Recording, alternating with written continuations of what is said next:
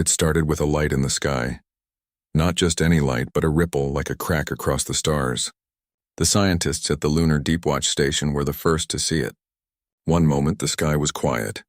The next a tear opened in space glowing like a wound. Within minutes the Earth Space Network lit up with warnings. Someone was coming. At first people feared an attack. After all, it wasn't the first time humanity had made contact with beings beyond Earth. The last time it nearly led to war. But this was different. No ships came through weapons hot. No demands were made.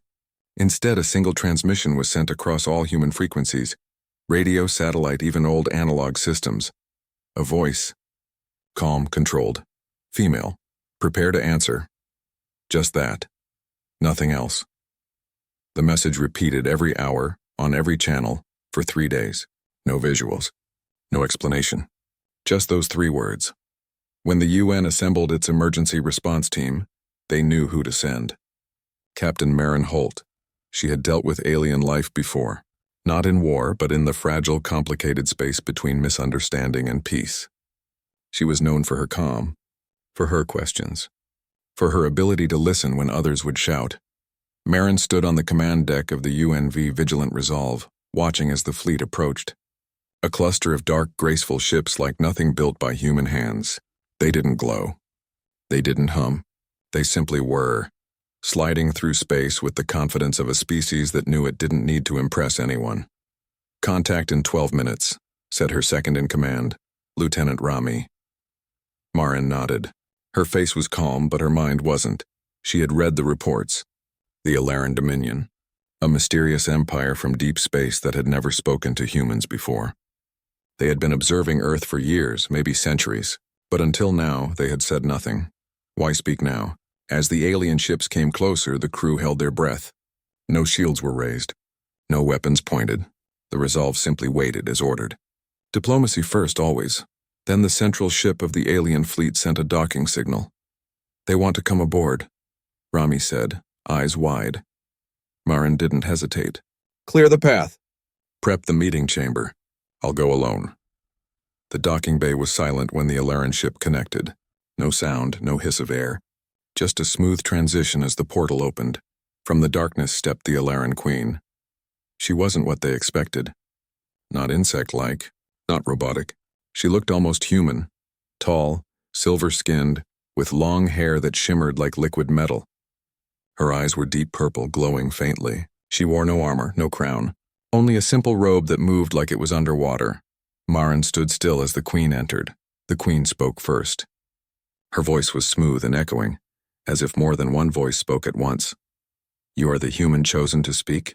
Maren gave a respectful nod. "I am Captain Maren Holt of Earth. I welcome you in peace." The Queen tilted her head, curious. "Peace. A word you use often, but practice rarely." Maren didn't react. She had trained for this, the Queen continued. "I have watched your kind. For many of your lifetimes. You build. You destroy. You rise. You fall. Again and again." Maren stayed quiet. Listening, the Queen stepped closer. "I did not come to make threats. I did not come to ask for trade. I came to ask a question. One your entire species must answer." Maren's eyes narrowed slightly. "And what question is that?" The Queen's expression changed, something between sorrow and curiosity. "Why?" she asked. Maren frowned. "Why what?" The Queen's voice lowered. "Why do you continue? With all your suffering, your pain, your endless conflict, why do you keep going?" Silence filled the room. "I do not ask this as insult," the Queen added. "I ask because I cannot understand. My kind has removed pain, removed struggle. We chose harmony long ago. Yet your species, flawed, fractured, wild, continues to rise." Maren didn't know what to say. "Not yet. I do not want speeches. I do not want defense," said the Queen. "I want truth." Her eyes glowed brighter. "Soon others will come. They will judge your kind. But first, I must know. Before I decide what to do next." Maren took a deep breath. This was no simple visit. No diplomatic formality. This was a test of the human soul, and the Queen was waiting. Maren sat in a quiet room aboard the alien ship. The walls were smooth and silver like polished stone. There were no windows, no lights, yet everything was perfectly visible. It felt calm but strange, like the room itself was alive, watching her. She had left her ship alone by request of the Alaran Queen. It was risky, but Marin understood the meaning. This wasn't war. It was something deeper. The Queen had questions. Questions that even powerful beings couldn't answer by themselves. Marin waited. She didn't know what the Queen would show her next, but she felt something building like the start of a storm, not outside but inside her mind. Without warning, the door opened. The Queen entered, walking with silent steps. Her eyes, glowing softly, watched Marin closely. She looked neither angry nor kind. "Just curious. You are strong," the Queen said. "You came alone. That shows trust. Or courage. Or maybe both." Marin stood to face her. "You asked a question. I want to understand what kind of answer you're really looking for." The Queen tilted her head slightly. "I want truth. Not from books. Not from speeches. I want the truth that lives inside you. The kind of truth your species hides even from itself." Marin raised an eyebrow. "How do you plan to find that?" The Queen walked to the center of the room. The floor glowed under her feet. "With your permission," she said, "we will share a memory bond. You will see what I see. I will feel what you feel. No lies. No tricks." Marin hesitated. The idea of letting someone, especially an alien queen, into her mind was uncomfortable. But she knew this was the only way forward. "All right," she said. "Let's do it." The Queen reached out and touched Marin's forehead with one finger. Instantly, the room disappeared. Marin found herself standing on a battlefield, not real but perfectly detailed. Smoke filled the sky. Screams echoed in the distance. Bodies lay scattered across muddy ground. The scene shifted quickly, from one war to another. World War II, the atomic bombing of Hiroshima, the Cold War, terrorist attacks, civil wars, protests, riots. She saw everything, every moment of fear, pain, and hope. The Queen stood beside her, watching silently. "This is what I do not understand," she said. "You destroy each other. Over land, over beliefs, over things that do not last. And yet, you survive." Marin watched a group of soldiers carry a wounded man to safety. In another vision, strangers helped each other during an earthquake. In another, people protested for justice even when it was dangerous. The Queen looked confused. "You suffer, and still you rise.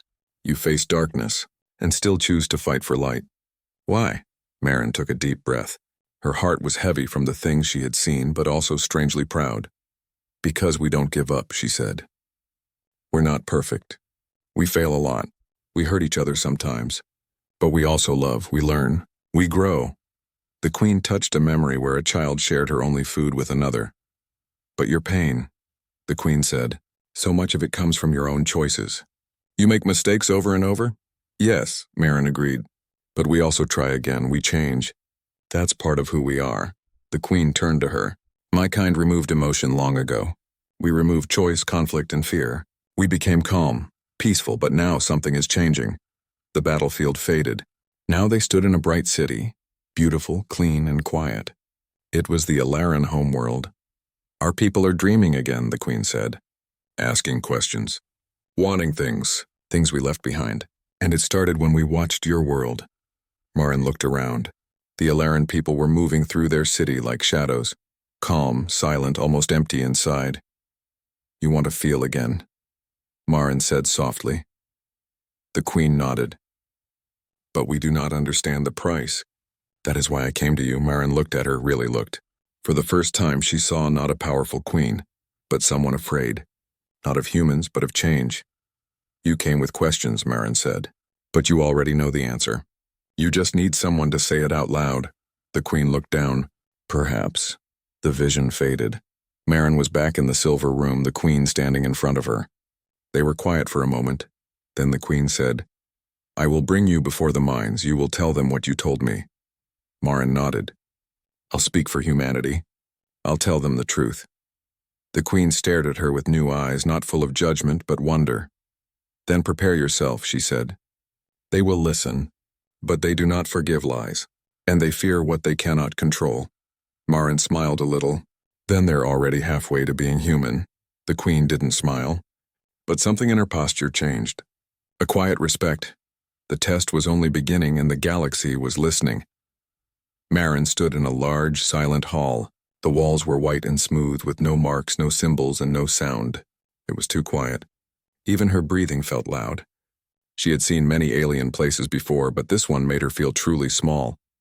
This was the Chamber of Minds, the place where the Alaran leaders came together. Not in person, but through thought. They connected their minds across space and time, speaking as one voice. The Queen stood beside her, her face calm but serious. "They are watching," the Queen said softly. "They do not show themselves yet, but they are here." Marin looked around. "How many?" "Thousands," the Queen replied. "Each one holds the knowledge of centuries. Some are curious, others afraid." Marin nodded slowly. "Because of us." Yes, Marin didn't feel angry. She understood. To the Alaran who? Humanity must seem dangerous, too emotional, too unpredictable. But she also knew that being unpredictable didn't mean being wrong.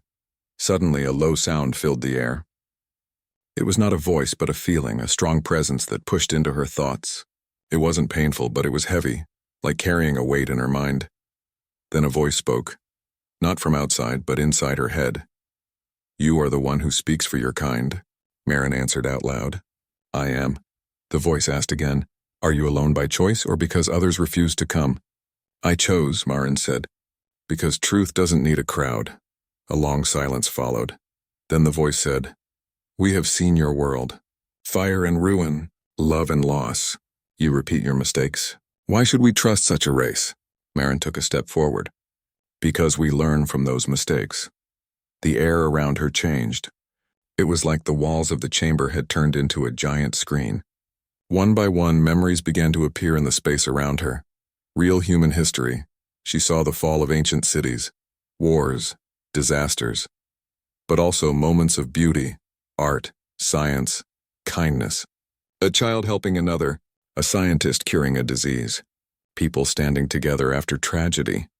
The images moved quickly, like dreams.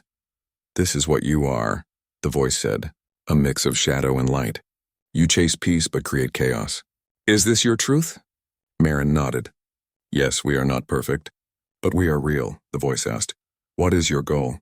Do you seek to spread your way of life, to change others?" "No," Marin replied, "but we will not hide who we are. We believe everyone has the right to choose their own path, even if that path includes pain." The Queen looked at her with quiet surprise. Marin's words were bold, honest. Another voice joined in now, softer but deeper. "We removed pain long ago. We live without conflict. But now our people ask questions. They dream of things they do not understand. We thought it was a sickness. Then we traced it to your world." Marin understood. "You were afraid we infected you with our way of thinking." "Yes." She stepped forward again. "Maybe we did. Or maybe your people simply remembered something they had forgotten." More silence. Then came a question that made the room colder. "Why should we allow your kind to continue spreading through the stars?" Marin did not answer right away. She looked around, then closed her eyes and spoke from her heart. "Because we don't run from truth. We face it, even when it hurts, even when we're scared. That's what makes us strong. That's what makes us human." She opened her eyes. "We are not here to be perfect. We are here to grow, to explore, to connect, and yes, sometimes to fail. But we always get back up." The voices faded. The heavy feeling in her mind lifted. Then the Queen turned to her. "You have passed the first test." Marin blinked. "There are more?" The Queen gave a small nod. "Yes, you must now speak to my people. Not the minds, the citizens. They must hear your truth not through thought, but through feeling. Why? Because they are waking up," the Queen said. "And they are afraid of what they feel. They don't understand it. But you do." Marin nodded. She didn't know how she would speak to an entire species, but she knew one thing: she wouldn't lie. She wouldn't pretend to be something humanity wasn't. The Alaran wanted to understand what it meant to be human, and Marin was ready to show them. The city was like nothing Marin had ever seen. It floated above clouds held in place by light. Buildings curved like rivers, glowing gently from within. There were no sharp edges, no traffic, no noise.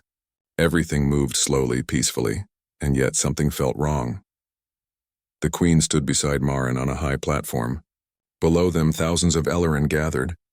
They didn't speak. They didn't cheer or whisper. They just watched, quiet, still, like shadows holding their breath. "These are my people," the queen said. "They do not know how to feel, but they want to." Marin looked at the crowd. "They're curious." "Yes," the queen agreed. "And curious minds are the beginning of change." A soft wind blew across the platform. It carried a scent Marin couldn't place, something clean, almost like morning air after rain. She didn't know if it was natural or artificial. Maybe it didn't matter. "What do you want me to say?" she asked. "Whatever is true," the queen replied. "Show them who you are, not as a soldier, not as a speaker, as a human." Marin hesitated, then stepped forward. A strange circle of light formed beneath her feet. The Alaran below looked up, watching her every move. She took a breath. "I don't come here as someone important," she began. "I'm not the leader of Earth. I'm not the smartest or strongest. I'm just someone who was asked a question." Silence. And the question was simple. Why do humans keep going? Why do we rise again even when we fall so often? Some of the Alaran shifted, eyes glowing, listening. "I'll be honest," Marin continued. "We're not perfect. We've made big mistakes. We've fought each other. We've hurt each other.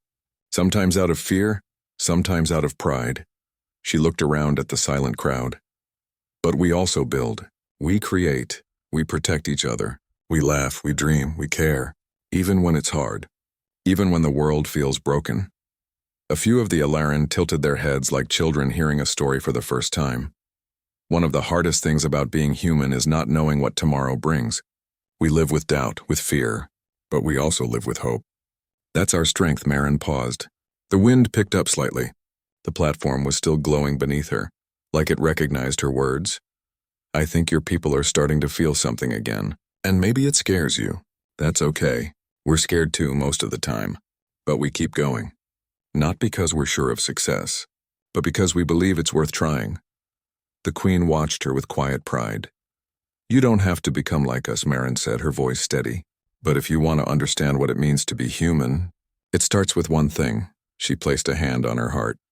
"Feeling." The crowd didn't move. Not at first. But then something happened. One of the Alaran in the front slowly stepped forward. A tall figure, eyes wide. She raised her hand to her chest, mirroring Marin's gesture. Then another did the same. Then a third. Soon, the platform below was filled with glowing hands over silver hearts. The queen stepped forward. She looked over her people, not as a ruler but as one of them.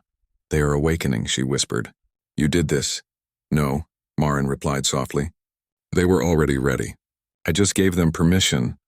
For the first time, a sound rose from the crowd. It wasn't cheering. It wasn't words. It was a low, soft hum, something between music and breath, like the voice of a world that hadn't spoken in centuries. The queen turned to Marin. "The minds are watching this. They cannot stop it now. The people have begun to feel. Is that dangerous?" Marin asked. "Yes," the queen said, "but also beautiful." As the light around the city grew brighter, Marin knew something important had happened. Not just a speech, not just a meeting between species, but a beginning. The queen looked at her again, more vulnerable than ever. "My people have changed because of you," she said. "But now, you must answer one more question." Marin nodded. "What is it?" The queen's voice shook just slightly. "When the time comes, and the stars are no longer safe, will your kind stand with mine?" Marin didn't answer right away. She looked at the glowing city. The rising song, the hands over hearts. Then she said, "Yes, if you stand with us, we will stand with you." And for the first time in recorded history, the Alaran queen smiled. After the speech, the sky above the city began to change. Lights danced through the clouds, soft colors of blue and gold moving like waves. The Alaran people stayed silent, but the hum continued, rising gently through the air. It was no longer just a sound. It was a feeling, a signal of awakening. Marin stood beside the queen, watching the lights. The queen's face was calm, but her eyes held something new, uncertainty. "You said the stars may no longer be safe," Marin said quietly. "What did you mean?" The queen looked at her. "There is something coming. Something we hoped would never return." Marin's heart tightened. "A threat?" "Yes," the queen replied. "Not to us alone. To all." They walked away from the platform, entering a quieter part of the floating city. The walls around them pulsed softly with light like veins in a living body. For thousands of years, the queen explained, we were not the only ones watching your kind. There were others. Older. Cold. Without names or emotion. Marin listened closely. They saw your world waking up, like a fire in the dark. They fear it, not because you are strong, but because you are free. They believe freedom is dangerous. Marin frowned. What do they want? Silence, the queen said. They move from system to system. They do not conquer. They erase. No noise, no memory. They turn planets into quiet stones. Marin felt a chill run through her body. And now, the queen said, they are coming here. They entered a large chamber deep within the city. In the center stood a sphere of glowing crystal. It showed stars moving in real time, thousands of them like a living map of the galaxy. Marin stepped closer. One edge of the galaxy was marked in red and a slow-moving wave was growing across it. That's them? She asked. Yes, the queen whispered. They are slow. But they never stop. We call them the Silence. Marin stared at the red wave. It looked peaceful. But now she understood why that made it more terrifying. Have you ever fought them? No, the queen said. We hid, we stayed quiet. We believed if we were calm, they would leave us alone. Marin shook her head. But now your people are changing, feeling. That makes noise. Yes, the queen said. And they will hear it. Silence filled the chamber. Then Marin said, you asked if humans would stand with you. I did. Then you need to know something important. The queen turned toward her. Marin took a breath. Her voice was firm. When humans are truly afraid, we don't run. We fight, not just with weapons, but with ideas. With unity, with love. We protect what matters. We've done it before. We'll do it again. The queen listened carefully. But, Marin added, we also need to trust each other. You've kept your people silent for generations. If they're going to survive, they need to be more than just watchers. They need to choose. They are not ready for war, the queen said. Marin nodded. Neither were we. But ready or not, it came. The queen stepped forward, looking into the glowing map. Her reflection danced in the crystal. My people have never fought, she said. But perhaps it is time they remember how to protect what they love. Marin smiled. That's what it means to be alive. A soft chime echoed through the room. The queen turned. The minds have made their decision. About what? Marin asked. You. Moments later, the air shimmered and the queen and Marin were transported again. This time they stood in a smaller, dark chamber. The minds were not bodies. They were voices, shadows, thoughts floating in the air. Human, one voice said. We have heard your words. We have seen your heart, Marin stood tall. We accept your offer of unity, but we must ask again, what if we fall? What if you fall? Marin answered without hesitation. Then we rise again, together. Silence. Then light. The chamber filled with a soft glow and the queen stepped forward. Her face showed something new. Hope. They have accepted you, she said. Marin let out a breath she didn't know she was holding. But deep in the crystal map, the red wave moved closer, and soon the Silence would reach them. But this time, they would not face it alone. The sky was no longer calm. Far above the peaceful Alaran city, strange ripples appeared in space like cracks forming in the night. The red wave, the one Marin had seen in the star map, was finally close enough to see with the naked eye. It wasn't fire. It wasn't weapons. It was emptiness. Ships floated in that darkness, cold, black, and silent. They had no lights, no windows, no names. The Silence had arrived. Marin stood on the edge of a balcony high above the city, her eyes fixed on the sky. Behind her, alarms rang softly, but not in panic. The Alaran were calm, focused, and moving with purpose. They were finally ready to face something, not hide from it. The queen stood beside her silver robes blowing gently in the wind. She had changed, too. There was no fear in her face now, only strength. My people have never fought, the queen said, but they remember now. Not from books. Not from commands. From feeling. From truth, Marin nodded. Truth can wake people faster than fear ever could. The queen looked at her. Will they come to destroy us? Marin's voice was steady. That's all they know. A soft hum rose in the air. Above them, the Alaran defense fleet moved into position. Unlike human ships, they weren't made for war. They were made for balance, for harmony. Now they had been changed, rebuilt with new systems, new energy, and human technology. Together, ships from Earth had arrived too. Smaller, rougher, and louder, but full of courage.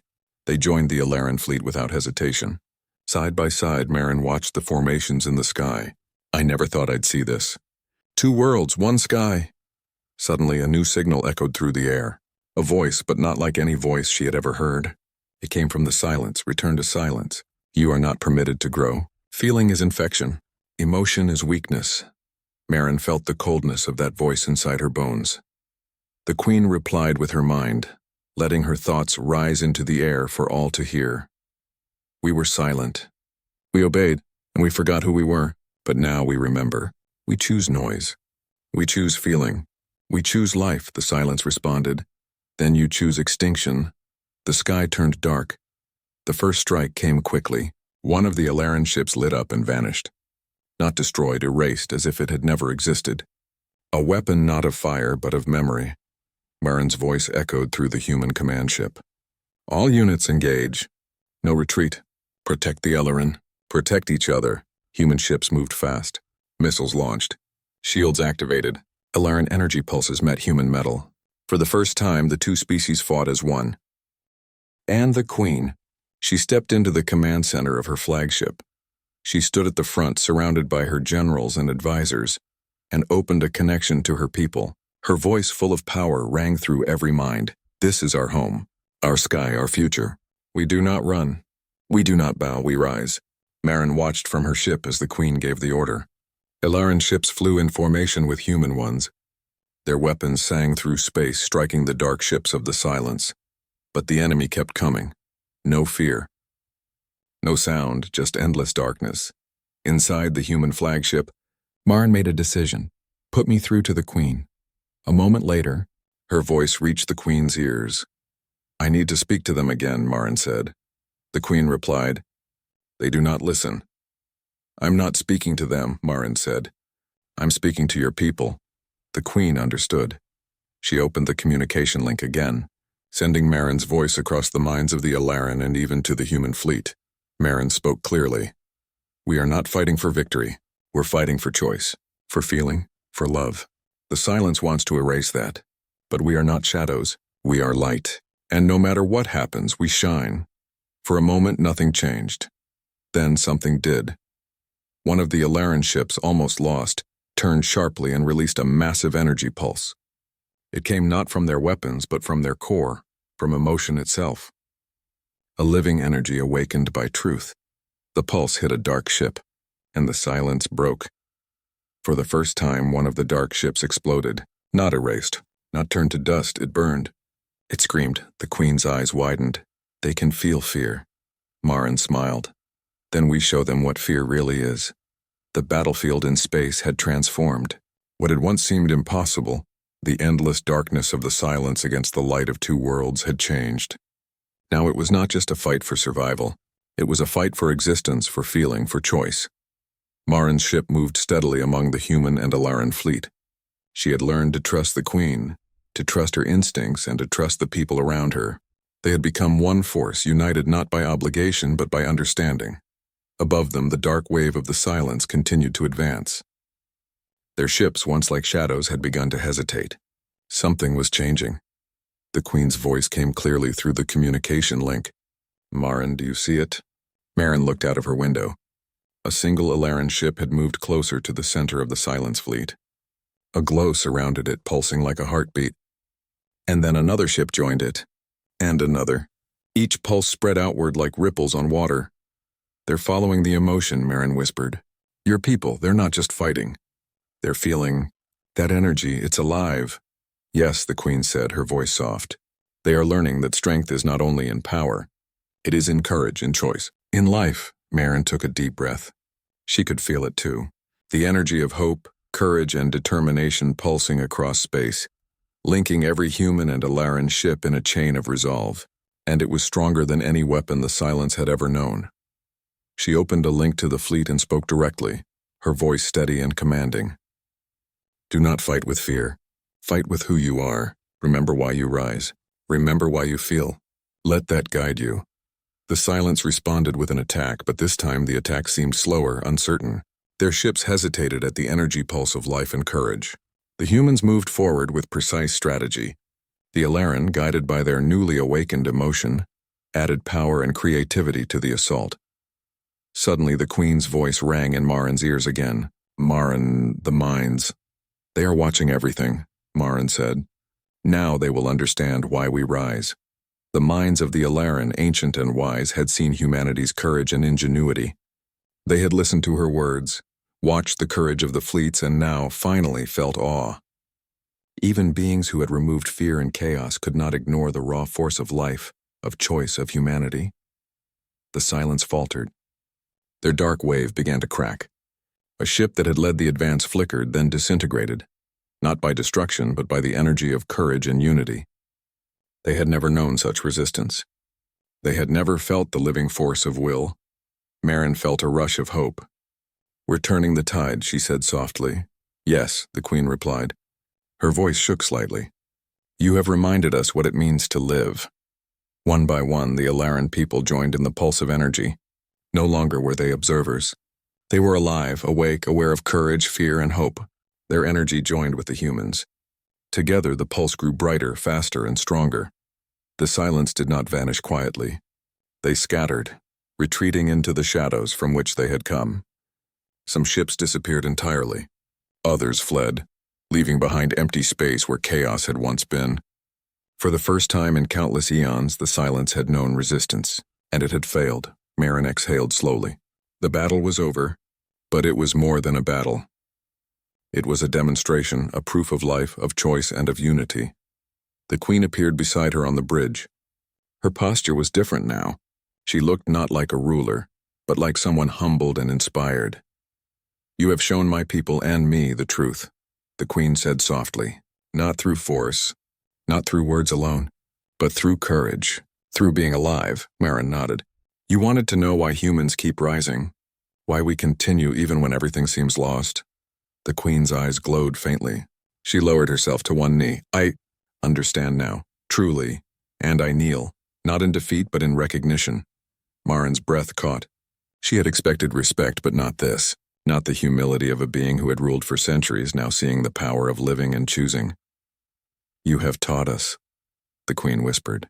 "The Alaran will remember this forever, not as a war, but as a lesson. Humanity has reminded us what it is to feel." Marin smiled quietly. "We all learn from each other. That's how life continues." The city below began to shine brighter. The Alaran people looked up, inspired and awake. They had learned courage, hope, and the meaning of choice. The humans had shared more than strength. They had shared life itself. And in that moment, the universe felt different. Not because the silence had been defeated, but because life, hope, and courage had been shown to those who had long forgotten them. The Queen rose slowly, her silver robes catching the light of the stars. She looked at Marin with gratitude and awe. "Teach us," she said quietly. "Teach us to rise as you do." Marin placed her hand over her heart and looked at the stars. "We already are teaching. Every day, every choice, every life." The fleets turned toward their homes, human and Alaran alike. But now they were more than allies. They were a living proof that courage, hope, and life could face even the greatest darkness. And the stars themselves seemed to shine a little brighter, because somewhere in the void, the universe had learned a simple truth: life, with all its flaws and chaos, is stronger than silence.